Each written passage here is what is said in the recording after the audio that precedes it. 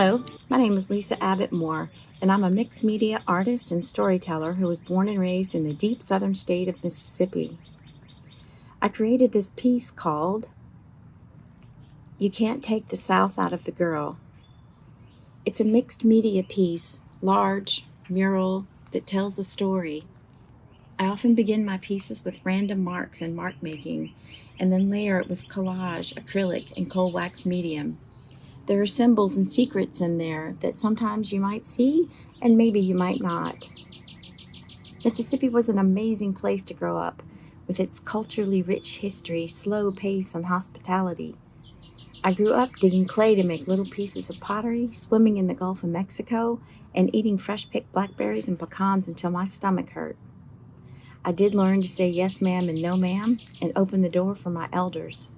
I caught bugs and frogs, sipped sweet tea, ate biscuits, and even bought watermelons on the side of the road for 50 cents. There's a saying that says you can take the girl out of the South, but you can't take the South out of the girl. So imagine how it feels to love a place so much your heart wants to explode as you grow up and you learn to discover that there's a hidden underbelly of systemic racism that still lingers today. When my college football team went out for a beer to celebrate a game, the black team members were not allowed inside and asked to leave for their safety. The little pink houses that John Cougar sings about in his famous song, Dotted on Highway 49, show poverty and corruption in our state that is still there today. Native Americans have a long history with Mississippi and its lush river valley. The region is one of the oldest inhabited parts of North America, and remnants of the earliest tribes can be seen at archaeological sites along the scenic Natchez Trace Parkway. Today, the remaining Native American tribe, like Choctaw, Chickasaw, and Natchez, operate casinos on the reservations that help to maintain the economy.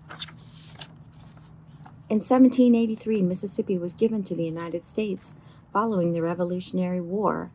During the early 1800s, it prospered through the cultivation of cotton and other cash crops, but cotton was king, and that fueled great plantations and the slavery work to the fields. During this era, the state was run by elite, white, slave-owning groups.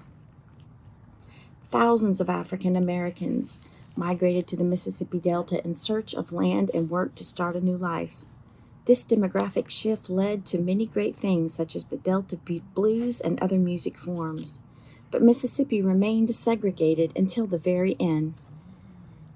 The 1962 Ole Miss riot was a pivotal moment in the civil rights movement as the first black student tried to enroll at the University in Oxford. The capital, Jackson, was a center of conflict, but the racist KKK group was very active in the state and still is today. Today, Mississippi is still one of the poorest and most underdeveloped states. Yet, despite seemingly negative qualities of Mississippi, there are plenty of bright points. Mississippi Delta was fertile for black musicians following their emancipation. Many famous people are from Mississippi, like Oprah Winfrey, Colin Powell, Eudora Welty, B.B. King, Muddy Waters, just to name a few.